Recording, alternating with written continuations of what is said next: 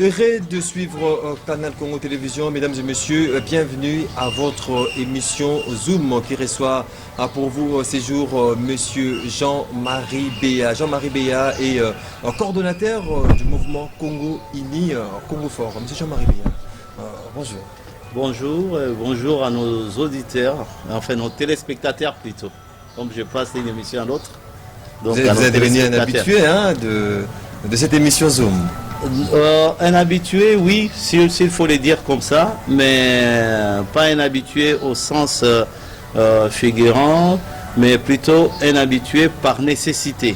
Par nécessité pour éclaircir l'opinion, pour faire de sorte que notre population puisse être vraiment enseignée et pour comprendre certaines méandres de la politique et permettre l'avancement de notre pays. Voilà, dans ce sens-là, oui. Nous allons parler Congo, nous allons parler de notre beau et cher pays, la République démocratique du Congo, avec bien évidemment Jean-Marie Béa, qui est coordonnateur du parti Congo Uni, Congo Fort. D'entrée déjà, monsieur Jean-Marie Béa, on parle, et ça continue à défrayer la chronique, cette drogue bombée qui prend de plus en plus de proportions, de vogue, on en parle de temps en temps.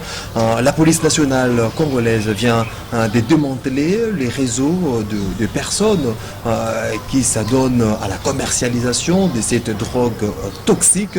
Ils ont été présentés hier par devant le gouverneur de la ville de Kinshasa, Jean-Sini Ngobila. Quelle est déjà votre lecture de fait par rapport à ces travaux abattus par la police nationale congolaise? Oui, c'est ici où j'appelle quand même la population congolaise dans son ensemble à soutenir quand même certains effets positifs.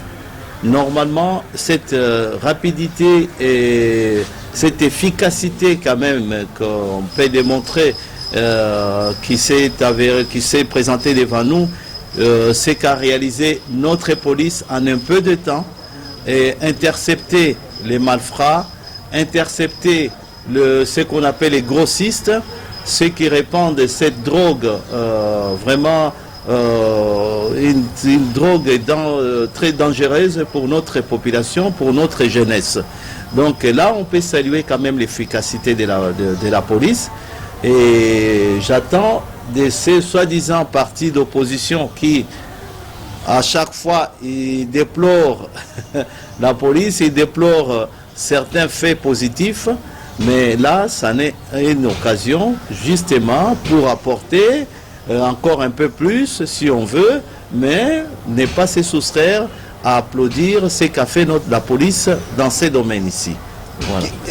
Qu'est-ce qui explique qu'aujourd'hui il y a tant de jeunes qui s'adonnent à la consommation justement de cette drogue bombée? Est-ce que c'est la défaillance des autorités qui nous dirigent ou c'est quoi au juste? Bon, dire que c'est la défaillance des autorités qui nous dirigent, je pense que ça c'est un langage des gens irresponsables, parce que en même temps la drogue n'a jamais été consommée parce qu'une personne n'a pas de travail, est au chômage ou quoi que ce soit. On retrouve dans des pays développés, que ce soit en France ou ailleurs ou aux États-Unis, la consommation de la drogue, des fois c'est même des familles aisées où ils en consomment plus. Et même quand vous y allez en Hollande, vous trouvez que les gens consomment plus de la drogue. Mais la particularité de cette drogue qu'on appelle bombée, c'est une drogue déjà frôlatée et une drogue qui coupe tous les systèmes nerveux à tel point que la personne perd tout son sens, devient comme un robot. Alors vous voyez, il y a une destruction de la jeunesse dans cela. Et surtout qu'il y a des étrangers qui sont à la base. On a intercepté des Tunisiens, on a intercepté pas mal d'étrangers qui sont là pour répandre cette drogue sur notre territoire. Des gens à qui on a fait confiance comme investisseurs, mais qui viennent pour justement casser le futur de notre pays. Parce que vous devez savoir... Même les fils maison, même les Congolais sont aussi dans ces trafics. Oui, les Congolais sont des consommateurs, sont aussi dans les trafics, mais en même temps, on note la machine qui est venue d'ailleurs. La machine, les capitaux qui sont venus d'ailleurs et qui sont venus avec ces étrangers-là. Alors donc aujourd'hui, j'attends des gens qui disent comme quoi que ces étrangers doivent être expulsés. Non, ils ne doivent pas être expulsés. Avant qu'ils soient expulsés, il faut qu'ils soient condamnés à la hauteur, à la force de la loi.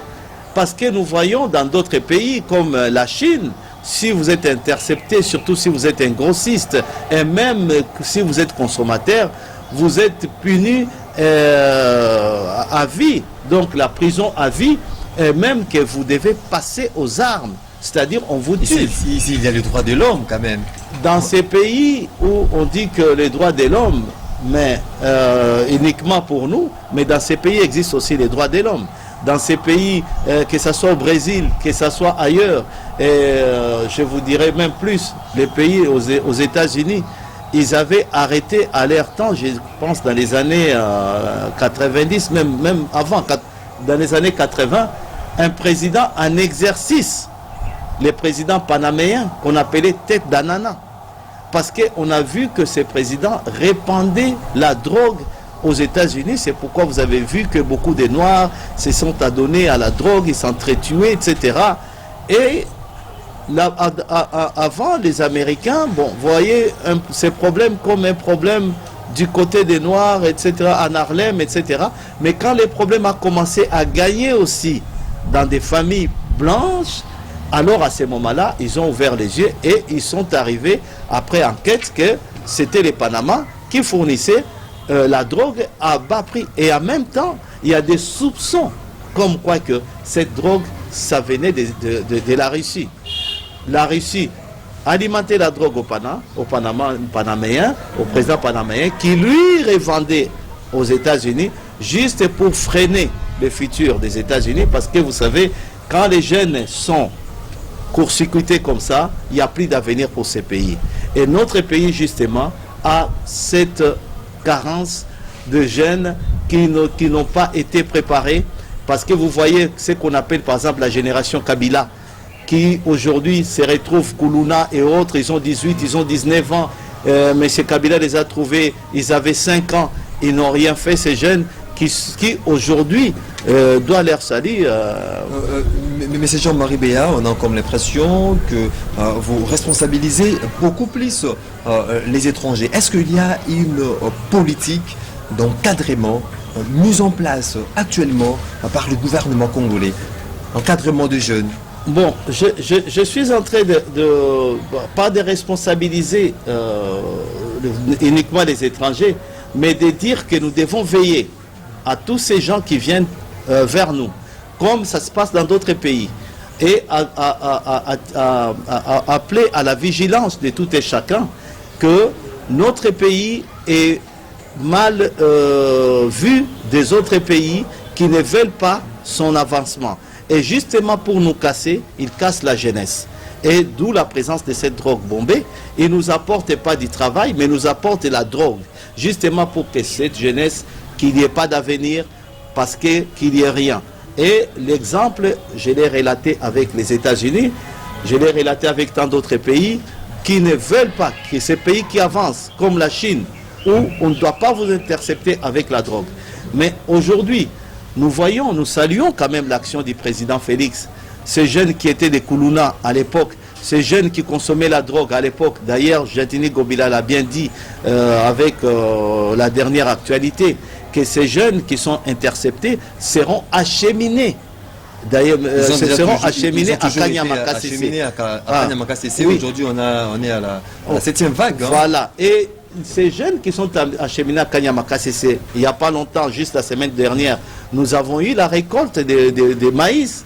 Ces jeunes qui ont été une fois Koulouna, qui ont été des consommateurs et des vendeurs de drogue, aujourd'hui sont là au service de la nation et ils essaient d'apporter quelque chose. C'est là où même j'essaie de voir ce que nous appelons communément des droits de l'homme, etc. Quand c'était ces jeunes-là qui tuaient la population la population quinoise et autres, on n'a pas vu les ONG, Human Rights, des machins inutiles des fois. Donc on n'a pas vu l'apport de ces associations pour aider justement la population, pour justement faire de sorte arrêter la chose. Mais c'est quand l'État a voulu, avec le général Kanyama à son époque, a voulu revendiquer, a voulu combattre ces jeunes, malheureusement par des méthodes aussi, on peut dire, des méthodes inappropriées, en tuant ces jeunes devant leur famille. C'est à ce moment-là qu'on a vu qu'il y a des associations qui défendent des assassins, mais qui ne défendent pas la population paisible qui était victime de ces jeunes. Alors aujourd'hui, j'en appelle à ces associations. J'en appelle à ces associations Human Rights, à ces grandes associations. Pourquoi vous ne soutenez pas l'action du président Félix pour ces jeunes qui sont acheminés à Kanyama KCC? Pourquoi vous ne soutenez pas ces actions pour développer dans toutes les régions restantes de la République démocratique du Congo? On en a 26, justement en mettant des structures pour l'accueil et pour la formation de ces jeunes partout ailleurs dans la République démocratique du Congo. Mais ils attendent carrément qu'il y ait des victimes, que l'État puisse revendiquer, et quand l'État revendique fortement, c'est à ce moment-là qu'on voit l'action. On demande aussi à l'État d'assumer justement ses responsabilités, que ces jeunes remarquent que non, ils sont protégés, ils sont pris en charge par l'État pour ne pas s'adonner à du vandalisme ou à tous les actes barbares. Je pense que l'État vous le voyez bien, bon, l'État par les passés, on peut les dire carrément, était des missionnaires. On a vu des Koulouna, la seule réponse qu'on a apportée aux Koulouna, c'était de les tuer. On n'a pas vu de formation, on n'a rien vu. Et ces jeunes disent qu'ils sont abandonnés par l'État. À l'époque, oui, mais aujourd'hui, il faut voir que le président Félix a quand même mis quelque chose où ces jeunes désœuvrés sont en train d'apprendre un métier. Mais l'État, le Congolais, non plus n'a pas tout cet argent pour faire tout dans l'immédiat et vite fait. Alors c'est pourquoi on appelle à ces organisations, on appelle à d'autres États qui peuvent bien nous aider, on appelle à tous ces gens qui, quand il y a malheur, ils crient à plus haute voix, mais c'est à ces moments-ci qu'ils peuvent nous aider. Donc voilà, j'en appelle à cela, mais il faut dire que... Un message aussi à passer à tous ces jeunes qui s'adonnent à la consommation de ces drogues bombées, mais également au gouvernement, que ces jeunes accusent de ne pas vouloir venir en aide à ces jeunes, de laisser le jeune à leur propre triste sort. Oui, je pense que les jeunes, ils doivent garder l'espoir. Ils doivent garder l'espoir. C'est lui qui vous présente l'émission, Maxime. C'est un jeune aussi comme vous. Il a grandi dans les mêmes contextes que vous. Il ne vient pas de l'Europe. Donc, il a grandi comme vous. Mais vous voyez qu'il essaye par voies et moyens de se débrouiller. Et aujourd'hui, je pense que nous avons une grande étendue de terres érables, que l'État ne dit pas que vous ne pouvez pas aller planter ou quoi que ce soit. L'arachide, par exemple, est devenu l'or, et ça sera, c'est de l'or qui est disputé partout dans le monde. Alors, juste 15 km, 20 km en allant au Bas-Congo, vous allez trouver des terres où vous pouvez planter, où vous pouvez vous devenir le lendemain un grand riche. Ça s'est fait, par exemple, au Rwanda, où il y a un prix que les Chinois accordent. Le prix a été accordé à un Rwandais qui a su planter seulement 10 piments. Juste 10 piments. On lui a donné au moins 500 000 $ dans son action. Alors pourquoi pas vous? Là, la Chine. Oui, la Chine. Alors gardez l'espoir. Gardez l'espoir. Ne suivez pas les discours des politiciens qui sont là à viser juste comment est-ce que gagner le pouvoir. Parce que vous voyez des partis politiques au Congo, ils définissent les partis politiques comme des partis pour gagner le pouvoir et conserver le plus longtemps le pouvoir. Or, c'est une définition vraiment folle, qui n'a aucune responsabilité, parce que les partis politiques sont là justement pour apporter une certaine idéologie, pour justement veiller à ce que le futur soit meilleur pour notre génération. Ce qui est fait actuellement. Oui. C'est ce qui est fait actuellement.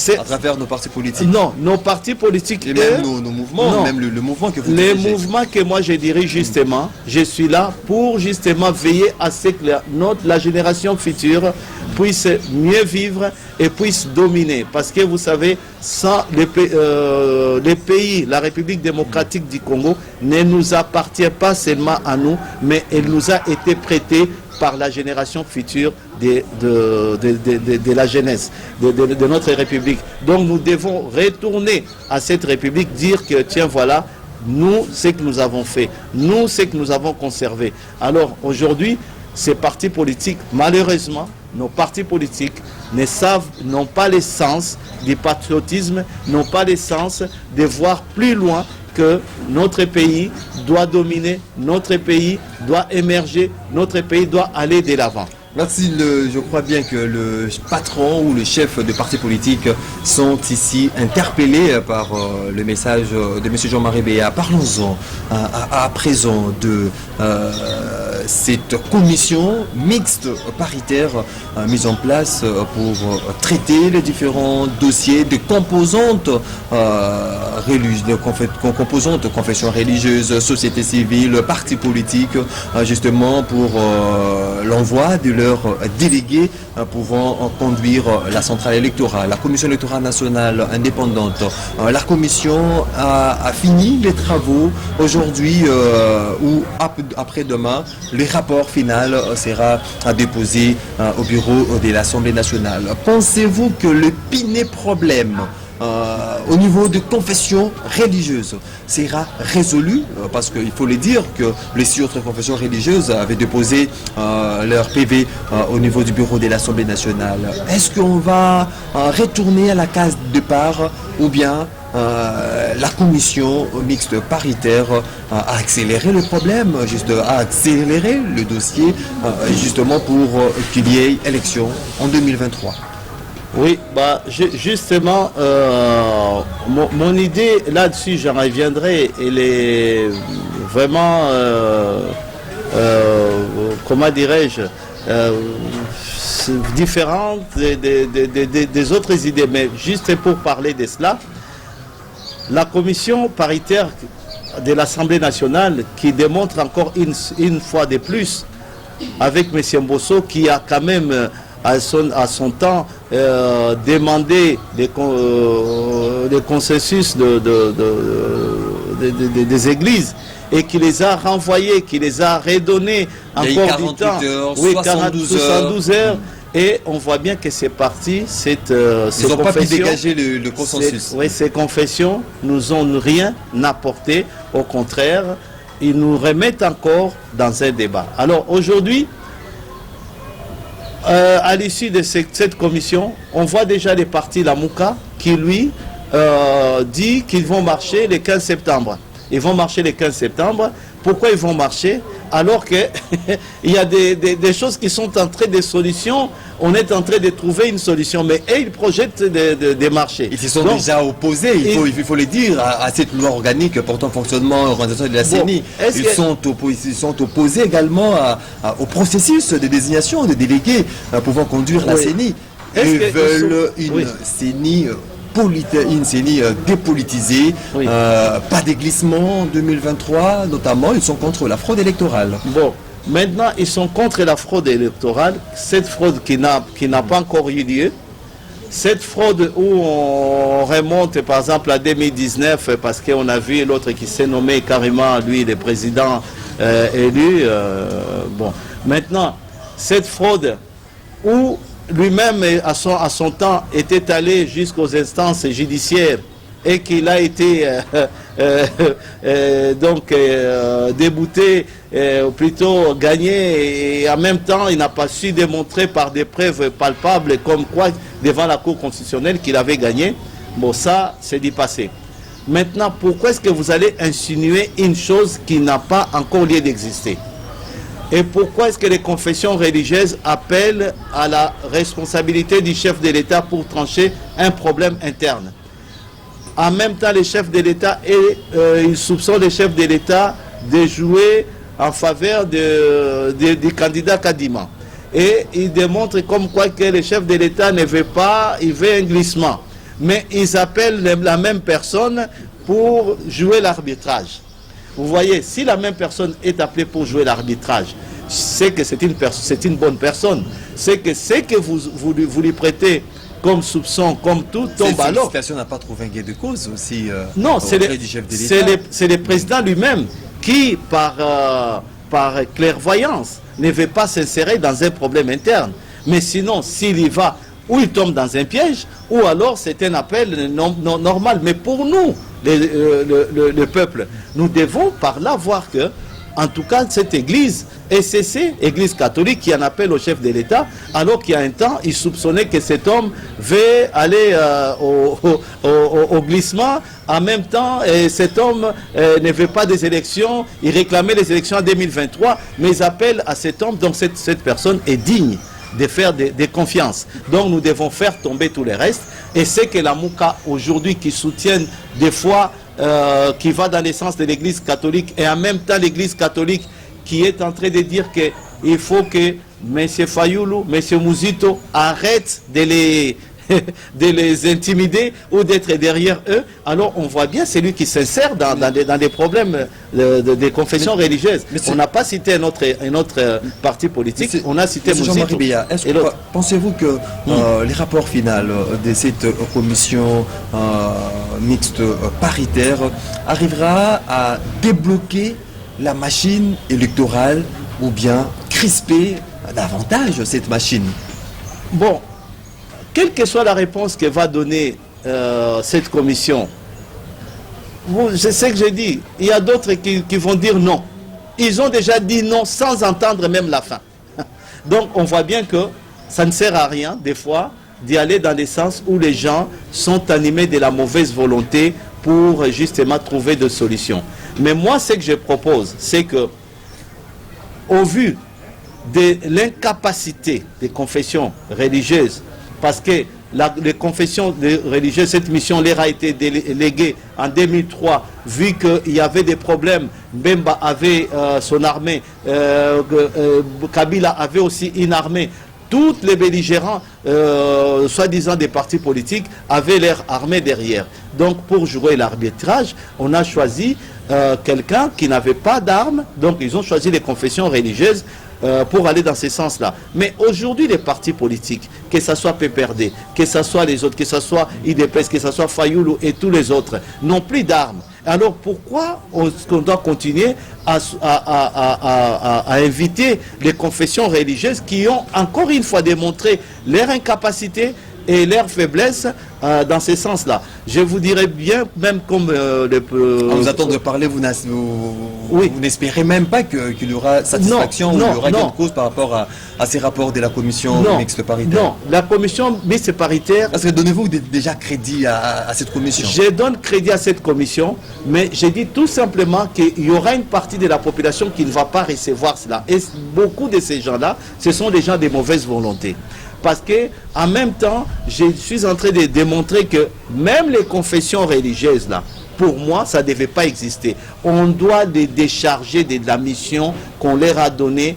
Cette mission était valable à une époque, en 2003. Nous sommes en 2021. Cette mission n'a plus lieu d'être parce que les partis politiques ne sont plus armés comme avant. Mais revenons, parlons, trouvons d'autres solutions, comme dans des pays démocratiques où le président de la CENI... Il faut plus responsabiliser les confessions religieuses. On les écarte, qu'on fasse une séparation entre l'Église et l'État. Nous sommes un État laïque. Un État laïque n'est pas un État qui va se référer aux confessions religieuses. Alors où est la place des Nganga dans cette commission? Nous sommes un État laïque. Pourquoi seulement... Non, il faut prendre les féticheurs.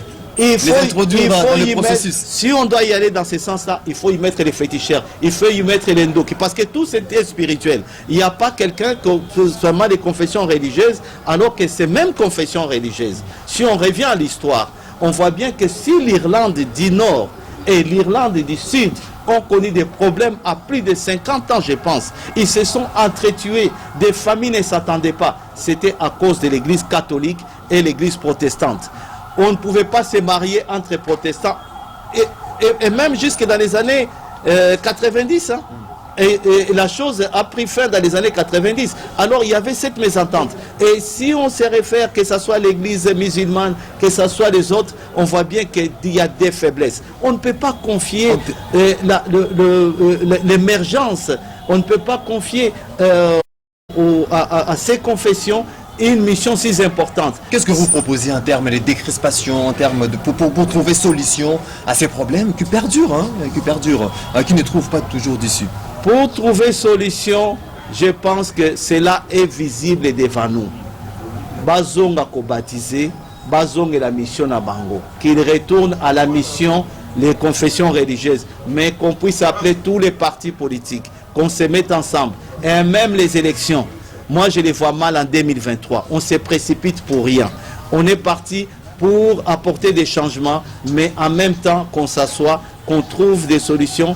Par exemple, comme je le disais, on a toujours vu des présidents de CENI, comme Nanga, comme les autres, et comme Ngoï Mulunda, s'en sortir après leur mission.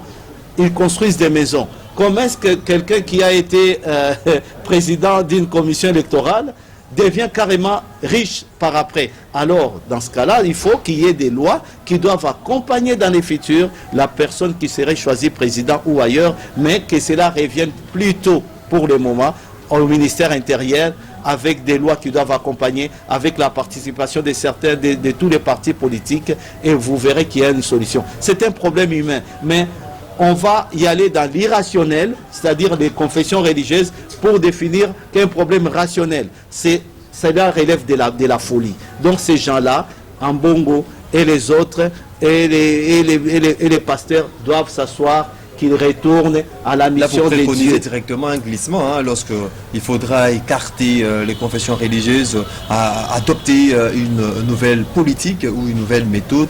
Là, c'est déjà, on s'achemine déjà vers le glissement. Je ne vois pas pourquoi est-ce que le peuple congolais a peur des glissements.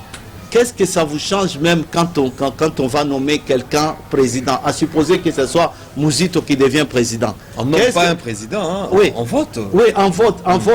Par exemple, en 2023, Mouzito devient président.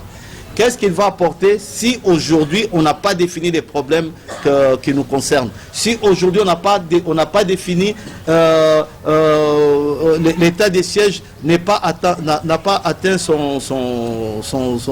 comment dirais-je, son succès. Donc vous voyez, on a encore des problèmes à apporter, on a encore beaucoup de problèmes à faire. Alors il ne faut pas se précipiter, se focaliser tout simplement. On veut la présidence, mais plutôt apportons des solutions, mettons-nous d'accord, essayons de trouver des voies et moyens, comment fait la France, comment fait les États-Unis, comment fait les autres. Alors dans ce sens-là, on va trouver comment arriver au problème justement de l'élection. Mais confier cela aux confessions religieuses, pour moi, cela relève justement d'une certaine folie ou d'une certaine irresponsabilité. Vous devez savoir que toutes ces parties-là, ils ont un royaume qui nous prêche tous les dimanches, c'est le royaume des cieux. Ce royaume ne leur appartient pas. Les Congo, ça ne leur appartient pas. Alors vous allez confier à des gens comme ça, qui ont un royaume, qui attendent d'autres choses, et vous leur confiez la mission d'en bas, alors que leur royaume n'est pas d'ici-bas. On est arrivé presque à la fin de cette émission. Monsieur Jean-Marie Beya, qu'est-ce qui est fait? Qu'est-ce qui n'a pas été fait en termes de gouvernance de notre pays, et qu'est-ce que vous souhaiterez que ça soit fait pour le bonheur du Congo, pour le développement de la RDC? Ça sera aussi votre mot de la fin. Ouais, le mot de la fin, c'est pour juste s'écourter, il faut que nous soutenons l'action du président Félix. Pour moi, je ne suis pas IDPS, je n'ai pas de carte d'IDPS. Vous êtes coordonnateur du mouvement Congo Uni, Congo Fort. Je suis coordonnateur d'un mouvement citoyen, Congo Uni, Congo Fort. Mais pourquoi je dis cela? Parce que les gens sont en train de vous dire, tiens, il faut qu'il y ait un bilan. Bilan, il y a Félix et Rosandine. Mais dans un bilan, il y a l'actif, il y a les passifs. Et dans l'actif, on voit qu'il y a beaucoup de choses que Félix a fait. Il y a beaucoup, même la gratuité de l'enseignement, qui justement s'occupe de la jeunesse future. Il y a toutes ces choses-là qui sont à mettre au bénéfice que ce soit les constructions des travaux en cours, que ce soit ces jeunes qui sont à Kanyama KCC, que ce soit le développement des diplomates. Il y en a 37 qui sont là depuis qu'il est là. Donc tout ça, ce sont à l'actif. Mais au passif, les passifs, ça veut dire ce qu'il n'a pas fait ou qu'il a mal fait. Non, qu'il a mal fait. Alors maintenant, donc c'est qu'il a mal fait. Mais qu'est-ce qu'il a mal fait? Qu'est-ce qu'il a mal fait que vous lui avez dit qu'il a mal fait? Mais en même temps, les opposants, ces opposants, quel est leur bilan? Quel est le bilan de Katumbi, par exemple?